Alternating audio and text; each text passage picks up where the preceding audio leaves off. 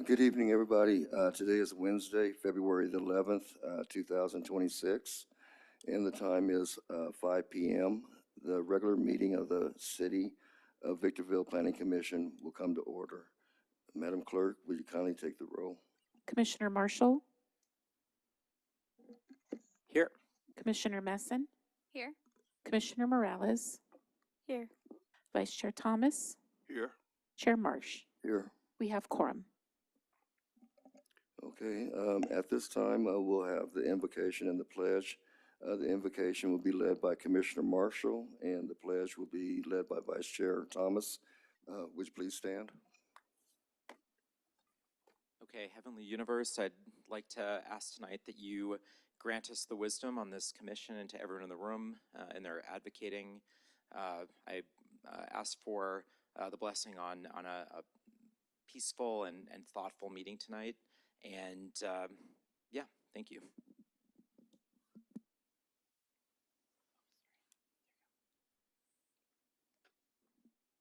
Okay, face the flag, right hand over your heart, ready, begin. I pledge allegiance to the flag of the United States of America and to the republic for which it stands, one nation, under God, indivisible, with liberty and justice for all.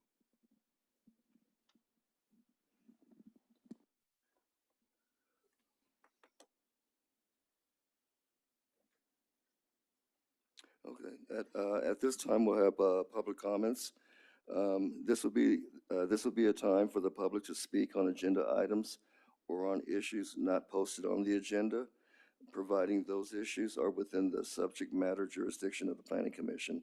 Those who desire to comment on a public hearing item may wish to reserve their remarks until that particular public hearing has been opened. Madam Clerk, do we have any speakers? I have no speaker cards today. Okay, then we'll close the public comments, and we'll move to our first item is the approval of our minutes. Minutes of the November 12th, 2025, December 10th, 2025, and January 14th, 2026 regular Planning Commission meetings. So I'll invite a motion on this item. Commissioner Thomas moved that the minutes for November 12th, 2025, December 10th, 2025, and January 14th, 2026 be approved. Second.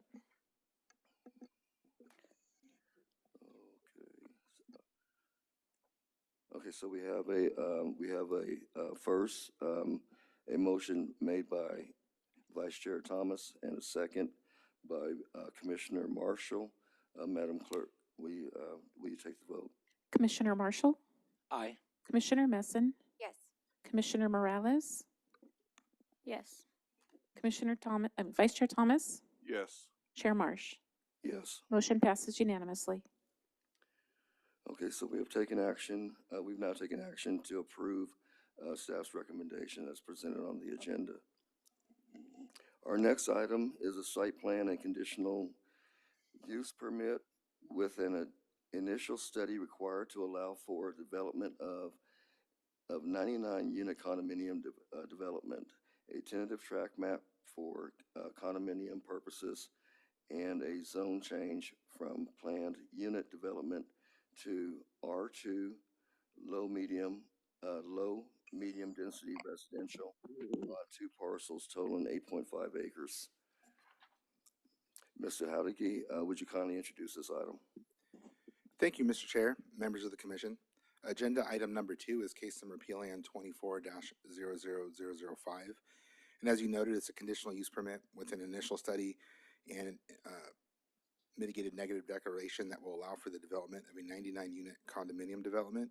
Included in this proposal is a tentative track map, a zone change from planned unit development to R2.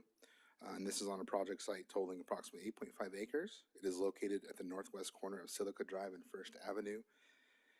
And for reference, that is west of and abutting Lomitas Elementary School. The proposed site plan and conditional use permit will allow for this condominium development that consists of 19 three-story buildings at an overall density of approximately 11.62 units per acre. The design includes residential buildings with a mix of 4, 5, and 6 unit structures and include enclosed ground floor parking with individually owned buildings. Included in this project is a comprehensive package of on-site amenities. This includes a clubhouse, a mail center, a lounge with kitchen, activity lawn with water features, an outdoor patio, a swimming pool, covered barbecue and picnic area, full-size pickleball and basketball courts. And these amenities are all integrated into the overall design of the project, centrally located, and there's over 100,000 square feet of landscaped open space and walking trails. And as proposed, this exceeds the requirements of the development code for a project of this size.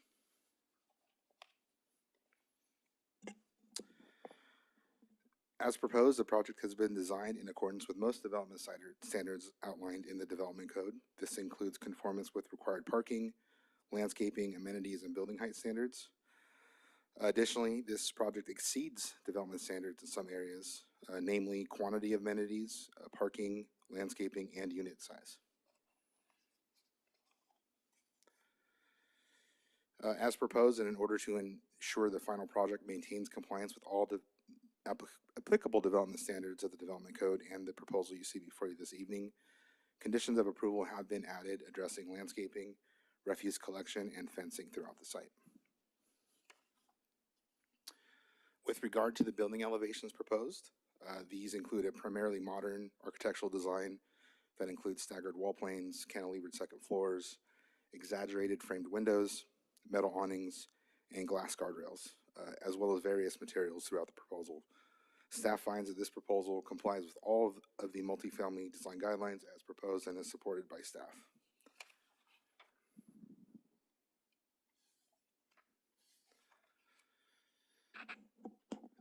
As you'll see, as part of this proposal, it also includes a conditional use permit and tentative track map. And this requirement exists because the condominium projects will create individually owned units through the division of airspace with the tentative track map. And the proposal will include shared common areas, triggering long-term subdivision, access, parking, and maintenance considerations that differ from standard multifamily apartment projects that are approved via just a site plan. However, as proposed and designed, staff supports approval of the conditional use permit and tentative track map and has included appropriate findings within each resolution as applicable.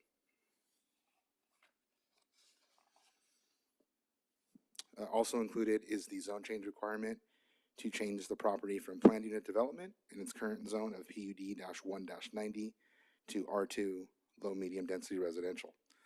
This R2 zoning designation would be consistent with the site's existing low medium density residential general plan designation. It will match the R2 zoning neighboring the site. And as proposed and with the R2 zoning, it would provide for an enhanced development as compared to the existing PUD zoning designation, which does not meet current Victorville Municipal Code standards or general plan density standards. With regards to the environmental review on this project, an initial study and mitigated negative declaration were prepared, and this resulted in multiple mitigation measures with regards to aesthetic measures, air quality, biological resources, cultural and tribal cultural resources, geology and soils, and noise included in the mitigated negative declaration. Additionally, comments have been received by the Department of Toxic Substances Control and a neighboring property owner with updated mitigation measures and responses to those comments provided to the Planning Commission for reference, including the late addition item before you this evening. And with that, staff recommends that the Planning Commission conduct a public hearing, receive testimony regarding the proposed project, and take the following actions. Adopt the attached mitigated negative declaration with a mitigation monitoring and reporting program for the project. Adopt a resolution number P-26-004, recommending City Council approval of the zone change portion of case number PLAN 24-00005. Adopt a resolution number P-26-005, recommending City Council approval of the conditional use permit portion of case number PLAN 24-00005, subject to the attached conditions of approval. Adopt resolution number P-26-006, recommending City Council approval of the site plan portion of case number PLN 24-00005, subject to the attached conditions of approval, and adopt the resolution number P-26-007, recommending city council approval of the tentative track map portion of case number PLN 24-00005, subject to the attached conditions of approval. And as you may recall, this requires council approval because the zone change portion of the item triggers the rest of all items to be considered concurrently by the city council. Staff is available for any comments or questions you may have. Thank you. Okay. Thank you, Mr. Hodeggy. Are there any technical questions from the planning commission, from planning commissioners regarding this item? Start with Commissioner Marshall. Yeah, I had one question. I'm just curious about the genesis of this project. Was it our economic development team that went out? It looks like a really cool project, and so I'm just curious, like, how the project kind of came into being. Beyond staff's engagement during the pre-submittal process and our normal development process, I'm unaware of any additional insight there. However, I know the applicant is present this evening. Perhaps if the commission desires, they can inquire with him. Okay. Commissioner Messon? Yes, just two quick ones. So I did see that in the staff report, it says that at minimum they would build 3 residential buildings during the phases. So I'm assuming that we might see 4 buildings go up in one phase, 5 in another, due to the amount, I think, right? If I'm doing that math correctly. Yes, the phases would vary. There is minimum set, and I think importantly with a proposal such as this, the amenities are proposed in concurrence with the different phases. So along with the first phase, I believe you have the clubhouse as well, which is one of the most important amenities in my opinion. And then each phase adds to those amenities. So we're not going to see a situation where just buildings get built with no amenities. They will have amenities added with every phase of development. And I believe the intent is over a 36-month period to have full development. Great, thank you. And then just one last one to continue off that.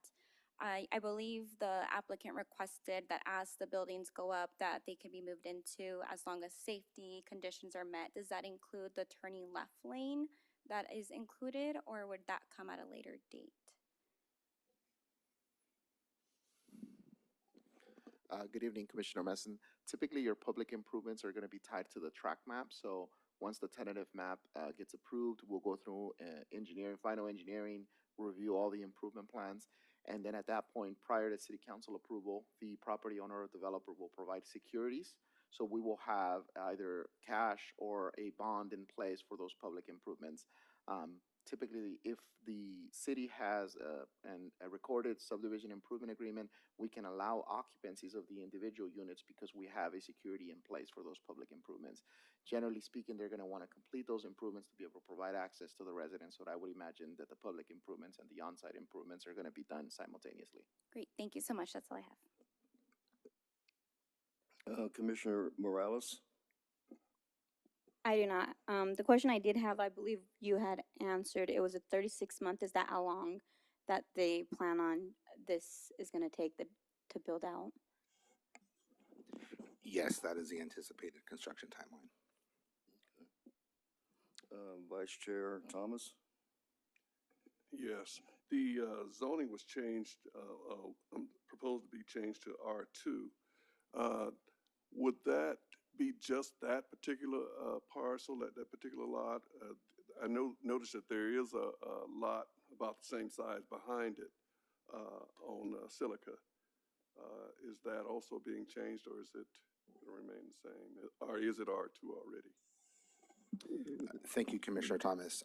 The zone change would only be applicable to the property in question, although property to the north is currently zoned R2, property to the west is currently zoned R2, and being this is a corner lot, those contiguous properties would be zoned 2. Across the street to the east is a school district property that is zoned public and civic, and I believe to the south we have single-family residences within a PUD. Okay, thank you. Okay. And I don't have any technical questions for staff. So at this point, I'll open the public hearing. Madam Clerk, are there any requests to speak? No, Chair. Okay. Okay, so then I'll go ahead and I'll close the public hearing. And I'll invite a motion for this item. I'd like to motion that we move item 2. I second. Okay, so we have a motion first by Commissioner Marshall and a second by Commissioner Messin. Any comments on the pending motion? Start with Commissioner Marshall.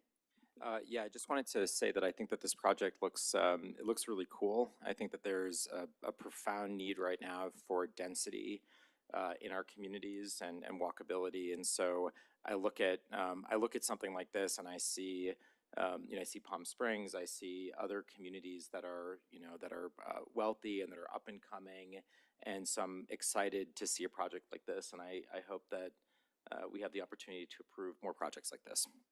Okay, thank you. Commissioner Messin? I just want to echo those sentiments. I think it's very well put together, and given that the area also has other residential, but it's really nice to see something like this come through, especially because I think it's probably one of the first type of projects like this in the city. So, thank you. Commissioner Morales? No comment. Nothing? Okay. Vice Chair Thomas? Well, let me add to everyone else's comments about it being a good project. I think it is a good project, and I like it because it's condos, so they're individually owned. So you're not dealing with rentals. One of the concerns I have, of course, is the school there, and someone did mention in our package here about traffic. Just making sure that there's some mitigating measures out there to make sure that traffic flows okay there. There's a school there, and I know in the mornings that can be kind of tough, but after looking at these plans, it appears that there are other ways, other ways for ingress and egress, so you don't necessarily have to get out on First Street. So, but I think it's a good project. Okay, and I too, I like the project. So we'll go ahead and go to the vote. Madam Clerk, will you take the vote? Commissioner Marshall, Aye. Commissioner Messin, Yes. Commissioner Morales, Yes. Vice Chair Thomas, Yes. Chair Marsh. Yes. Motion passes unanimously. Okay, we have now taken action to approve staff's recommendation as presented on the agenda. Now we'll go to continued public hearings. Our next item is the third continuance request for case number PLAN 23-00023, a site plan with a proposed mitigated negative declaration to allow for the development of 2 industrial warehouse buildings totaling approximately 174,000 square feet on 2 vacant M1 light industrial zoned parcels totaling approximately 8.5 acres. Mr. Howdiggy, would you kindly introduce this item? Thank you, Mr. Chair. Senior Planner Travis Clark is the author of this item and will provide an update for the commission. Thank you, Chairman Marsh, fellow commissioners. Yes, item number 3 is a continuance request for case number PLAN 23-00023. As noted by the chairman, is a proposal to allow for the development of 2 industrial buildings totaling approximately 174,000 square feet for warehouse and distribution, with each building comprised of 80,085 square feet of warehouse space and 6,910 square feet of ancillary office space. The project site is located north of and abutting the logical extension of Cactus Road and bordered by the extension of Mesa Linda Avenue on the east and Lassen Road on the west. This case is being presented to the Planning Commission tonight as a third continuance request. As the Commission may recall, this item was continued from the December 10th hearing to afford staff and the applicant, time to address the comments received during the CEQA review period and to prepare a response for the Planning Commission's review. However, at this time, the applicant's consultant is still compiling a formal response to the previous comments received, and consequently, the applicant has requested that this item be continued to the April 8th, 2026 meeting to afford staff and the applicant time to prepare a response for the Planning Commission's consideration. Therefore, staff is recommending that the Planning Commission conduct a public hearing, receive testimony regarding the proposed project, and continue the public hearing to the Planning Commission's April 8th, 2026 hearing, and staff is available should the Planning Commission have any questions. Okay, all right, thank you. Let's see, are there any technical questions from from planning commissioners regarding this item? We'll start with Commissioner Marshall, I have none. Commissioner Messin, I have none. Commissioner Morales, I have none. Vice Chair Thomas, None. and I don't have any myself. Okay, so at this, I'll open the public hearing. Madam Clerk, are there any requests to speak? No, Chair Marsh. Okay, since this is a request for a continuance, I'll leave the public hearing open, and I'll invite a motion on this item. I move that motion to continue the item. I second. Okay, so we have a motion, made by Commissioner Messin and a second by Vice Chair Thomas. Madam Clerk, will you please take the vote? Commissioner Marshall, Aye. Commissioner Messin, Aye. Commissioner Morales, Aye. Vice Chair Thomas, Yes. Chair Marsh. Yes. Motion passes unanimously. Okay, so we have taken action to approve staff's recommendation as presented on the agenda, continuing the public hearing to April 8th, 2026. Okay, so our next item, new business, is closed circuit television surveillance requirements. Mr. Hodeggy, would you kindly introduce this item? Yes, thank you, Mr. Chair, members of the commission. Agenda item number 4, as you noted, is regarding a new business discussion item regarding closed circuit television surveillance requirements. As you may recall, at the Planning Commission's January 14th meeting, Chair Marsh inquired into the city's standards regarding closed circuit television surveillance systems at public areas of establishments operating at bars and nightclubs. Specifically, it was in reference to some law enforcement activity had taken place during the holidays at a location where the cameras weren't fully available.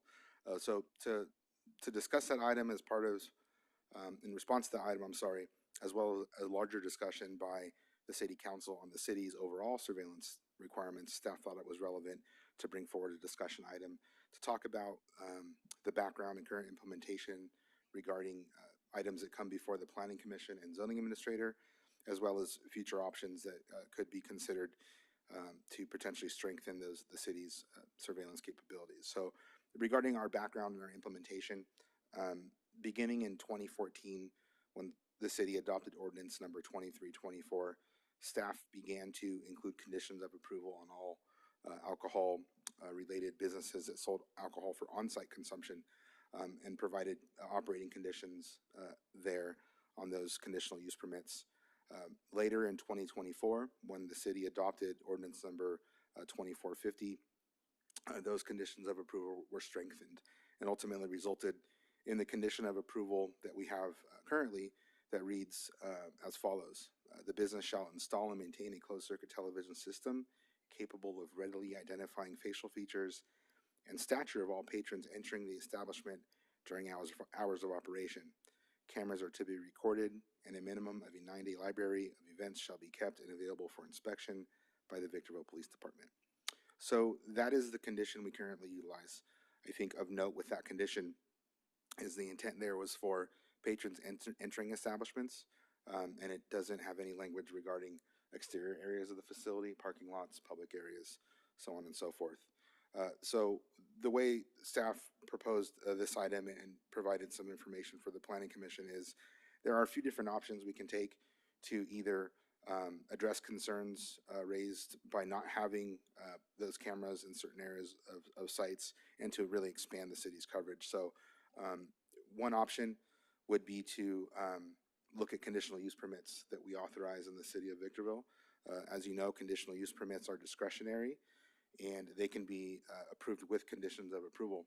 So one option that exists is the Planning Commission and the Zoning Administrator could include a condition of approval on all conditional use permits for any land use moving forward. That would include video surveillance requirements. So this wouldn't just be limited to alcohol sales, it would be limited to any business that requires a discretionary approval. And that's something we can initiate fairly quickly.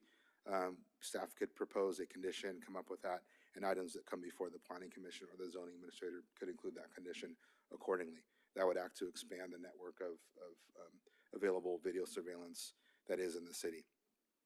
Additionally, that condition, kind of hand in hand with that, would be the ability to update that condition of approval as it reads now. Again, as I noted, it only speaks to patrons entering facilities. It doesn't speak to public areas or parking lots.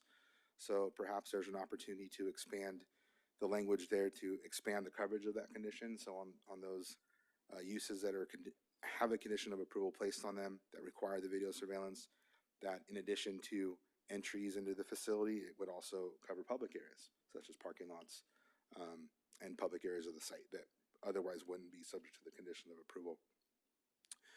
We also have the option to expand law enforcement access. As the condition is worded now, it is conditioned so that law enforcement has the ability to ask for those recordings.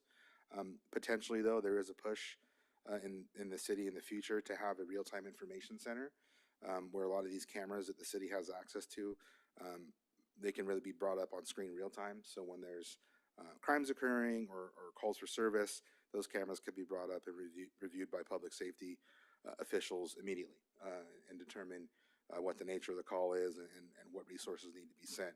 So if we do look at that condition of approval, an option could be to add language that would allow law enforcement to have real-time access to those systems in the future. It doesn't exist yet within that I'm aware of that we have those abilities yet. However, the condition could be worded in a manner that when that is available, that those systems are able to connect to the city's real-time information center. So then we have that additional level of surveillance. And lastly, if the Planning Commission saw appropriate, there is an option for a municipal code amendment. As the Planning Commission may recall, in order for the Planning Commission to formally direct staff to initiate a code amendment, it has to be by resolution, first instructing staff to initiate a code amendment.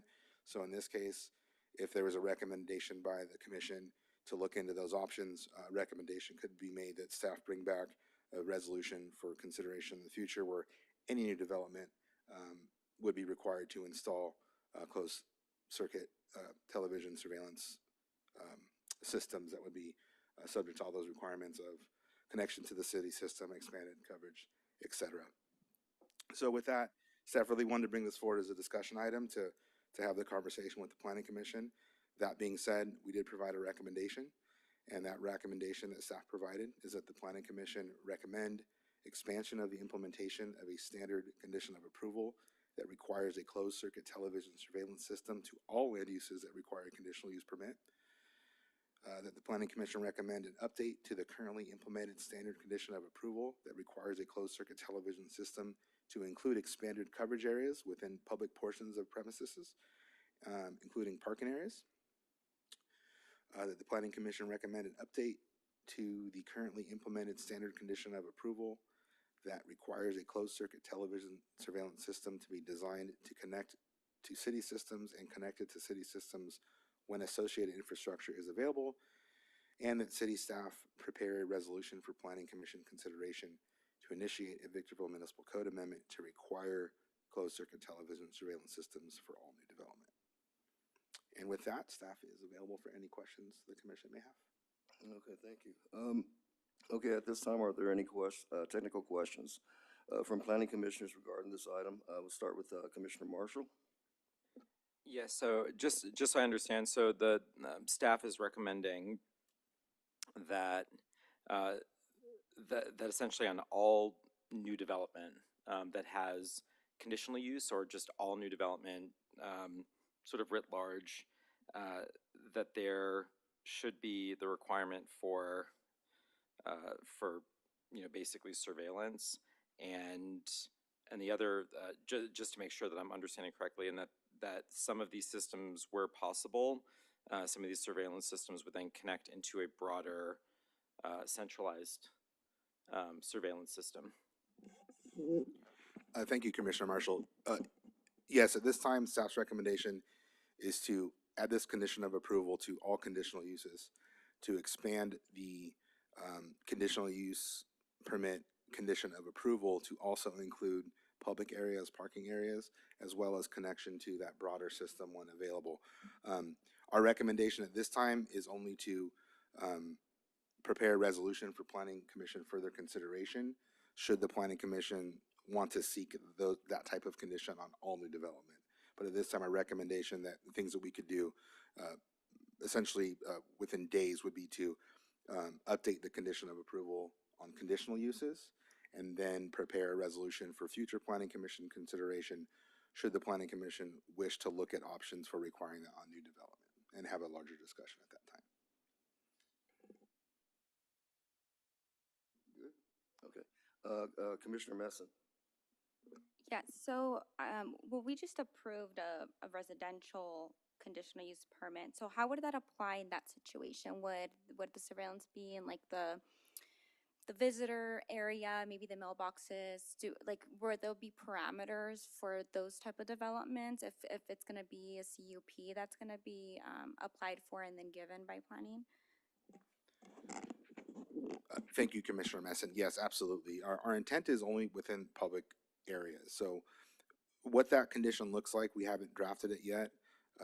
If we receive a recommendation tonight, that will be the direction we move. But our intent and how we envision that condition to look is just for public areas of the site.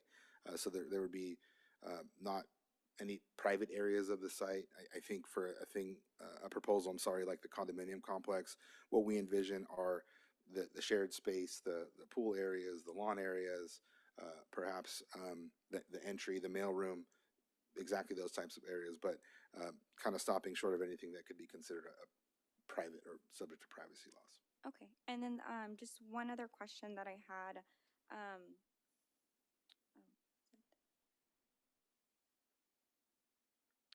come back to me, I just lost it. Sorry. Okay. Commissioner Morales. Yes, so this would just be for all new development that you're stating. But it would eventually, is it something that you just want to discuss, that it would eventually go to like the police station in the future? They would have, access to every single development as well. Thank you, Commissioner Morales. Yes, so the proposal now, conditional use permits could be on new construction, or they could be on existing sites. So perhaps if, for instance, if there's an office use that requires a conditional use permit in an industrial zone, if they came to the zoning administrator for a conditional use permit, we could place the condition on a project like that. So eventually, the amount of cameras we have would increase throughout the city. Again, the resolution would be for consideration at a future date by the Planning Commission for brand new development that's not subject to the CUP. And then to answer the last part of your question, yes, it would eventually be the capabilities to be there to the police department or public safety officials to review that and have real-time access to it to help guide them in their response to response calls. I'm sorry. Great, thank you. Okay. Vice Chair Thomas. Well, I can definitely see the value in this, especially at our businesses that serve alcohol and so forth. I do have I guess a little heartburn with privacy issues with people being filmed, but I mean, it's part of everyday life now. Everywhere you go, it happens. But I don't know that I would want to require something like this in condos or and maybe they're needed. I'm just looking at the situation, the Guthrie situation going on. Maybe they are needed. If more cameras had been available there, it would have been a little easier maybe to resolve this. But again, I do get concerned about privacy issues, people being filmed all the time. It's just not, not something that's real agreeable with me. Now, it doesn't bother me. I'm not going to do anything wrong, but there are people that, knowledge of something like this, us passing something like this, would create some problems with them too. But I think it's a good idea. I just have a little heartburn with it applying to all businesses and all new projects that involve CUP. So That's my concern. Okay, me, I have just a couple of minor questions. Now, this requirement will only this will only go towards new conditional use permits. So if like an existing nightclub or bar or whatnot, they're not going to have to they're not going to fall under this requirement if it's adopted unless they upgrade or update or ask for an update to their conditional use permit? Or is it retroactive to all? Thank you, Chair Marsh. As is proposed and within the allowances our municipal code provides us, what we could do immediately is just address the new conditional use permits. Anything coming forward from this point forward, because they're discretionary items, because whether the planning commissioner in their capacity review the conditional use permit or the zoning administrator administratively reviews a conditional use permit, determines that that's a necessary condition of approval, we can place that condition on approval on any new conditional use permit. So retroactively, no, that would, as you may recall from our deemed approved ordinance that went forward for on-site sales, alcohol establishments, to do something like that retroactively on businesses is a much more intense process, large code amendment, and then we have to establish guidelines for how people are noticed, who's where it's applicable, when, and in what instance, down to the inspection schedule for that, exactly like we did for deemed approved ordinance for on-sale alcohol establishments. So at this point, it would not be retroactive. It would only, as proposed before you, is only to impose those conditions on new conditional use permits. However, I would add that businesses that have business licenses that have become problematic to either our police department for calls for service or code enforcement, the city's municipal code does have sections that allow consideration of revocation of business licenses, and as part of that revocation process, if there's an appeal filed, there's potential for kind of a middle ground to, in lieu of suspension, to place conditions of approval on that business license. It's not through the traditional conditional use permit process. If those cases come before the city manager, then essentially our code says that that business license is then conditioned. At the end of the day, they function very much the same. We imply the same kind of conditions of approval to those business licenses. But that's the recourse we have at current time with those types of businesses. If they are problematic or have large calls for service, or it comes on our police departments or code enforcement's radar that they need to be addressed or resolved, then there is a means to do that, just not through the conditional use permit process. Okay. All right, thank you. I guess my last question is just curiosity, actually. But as far as the cameras being able to communicate with like a main system, is that a specific camera, or can all systems do this? So they're not going to be required to get a specific type of system. There will be requirements to be compatible with the city system that we utilize, and forgive me, I'm not 100% knowledgeable in that aspect of the requirement at this point in time. So I think to speak any further on that would not be beneficial to the discussion. However, if the Planning Commission does make a recommendation to proceed accordingly, that condition of approval will be vetted through our city leadership, through our city attorney, and our facilities team to make sure that it meets all the standards that we have through the city. So I don't know if it's down to the camera so much as the software that they use that makes it compatible. And then there's different ways to connect into those, whether it's a hardwire. I believe there's some instances where there's like a dongle that you can plug into the camera that transmits the signal via Wi-Fi. So there's a couple different options for that. Okay. All right, cool. Okay, so okay, then at this time I'll invite a motion for this item. Chair, if I may, can I ask one more question? Oh yeah, go ahead. So regarding the surveillance, system being able to connect into the city system. So currently, do we happen to know how many businesses or developments have their own systems? Like, is that known at all? Because I would imagine that some at their leisure would want to have that for precautionary measures. Um, do we happen to know that at all? And if we don't, that's perfectly fine. It's just something that came to mind. Thanks, Commissioner Messin. We do not have that information available. It's things we could locate with some research regarding our conditional use permits and what items we've conditioned over the years. That wouldn't pull in the businesses that just have them because they want them for their insurance purposes, wherever the case may be. We found that, or we've been told that a lot of businesses install those systems because it helps with their insurance costs. So a lot of businesses have them already. So it's not a burden in the sense that they have to install a system that wasn't already there.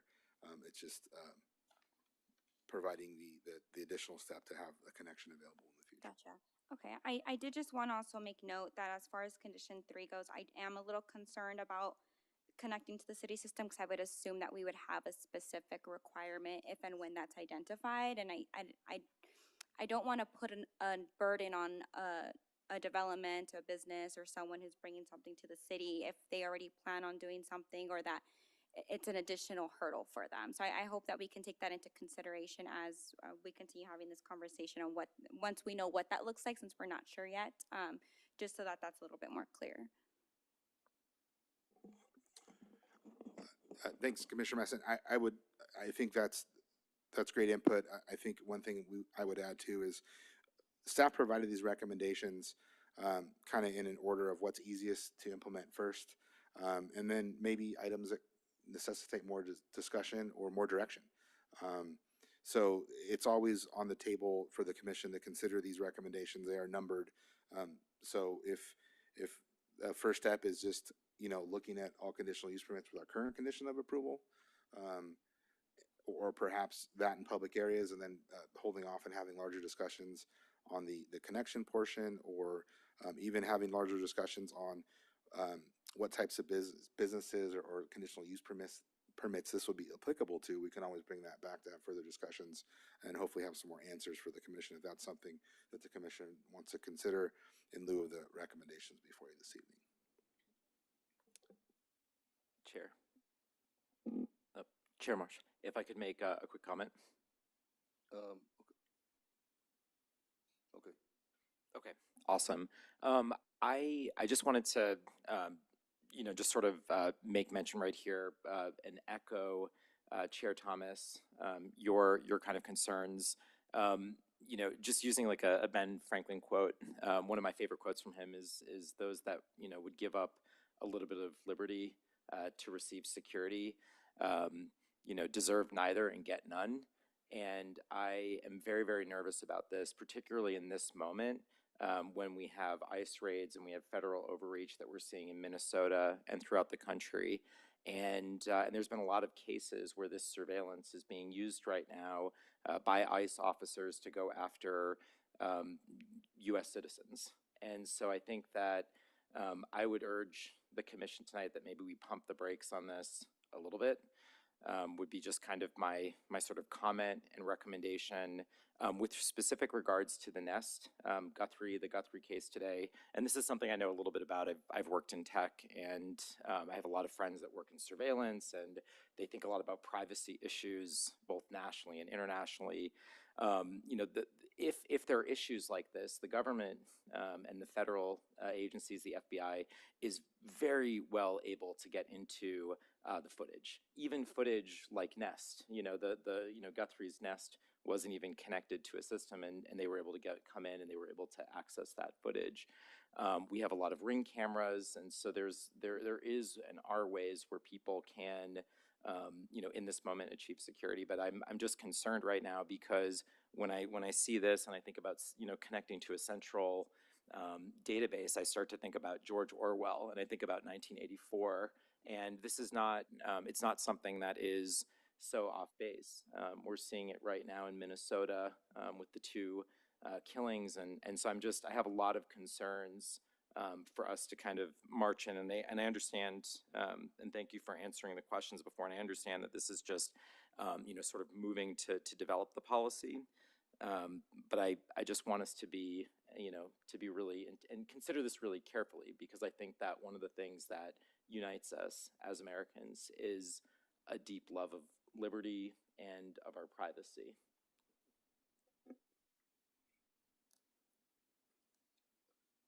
Okay, okay, so, at this time, I'll invite a motion on this, for this item.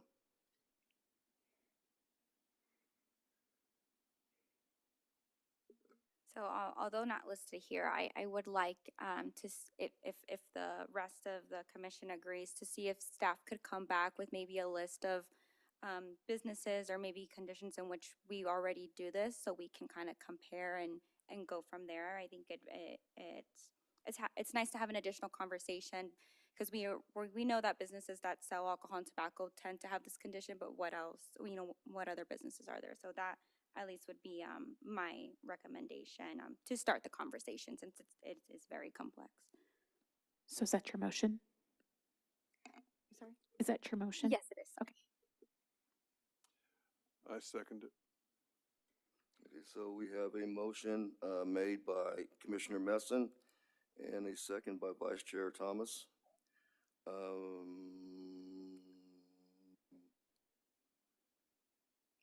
Are there any comments, on this pending motion? And, we'll go back to, Commissioner Marshall.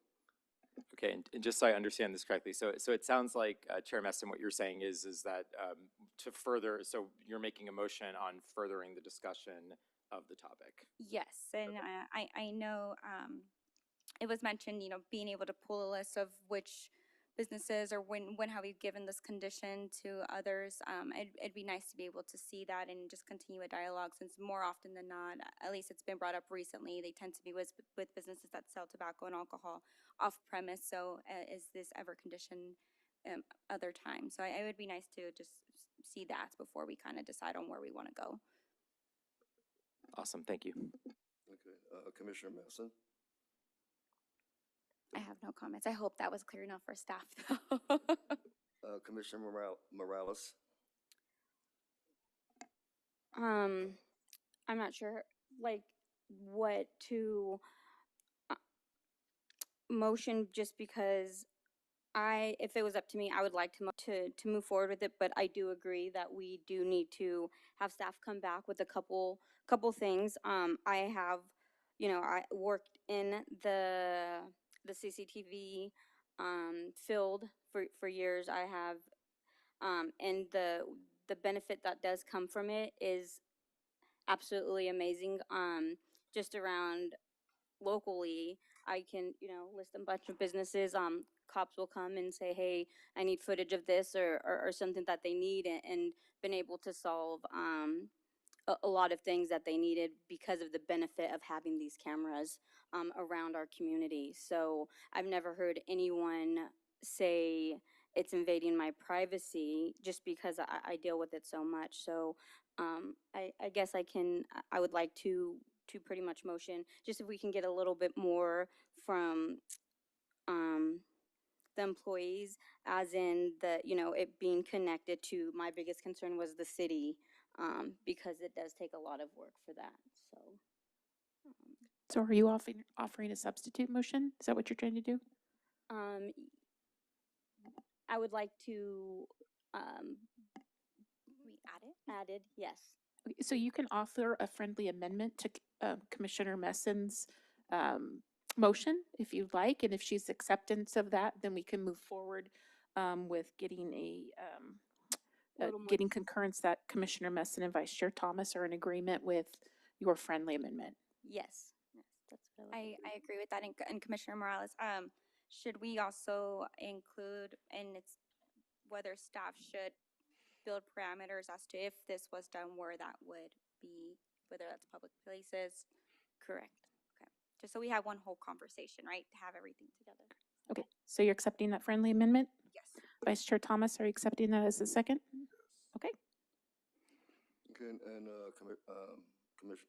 Vice Chair Thomas.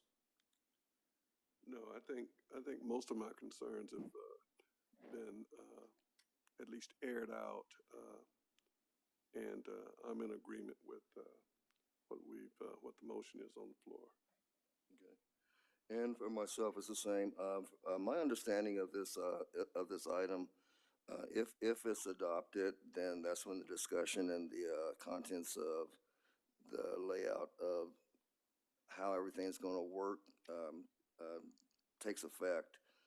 So, you know, again, I think this is something that is needed.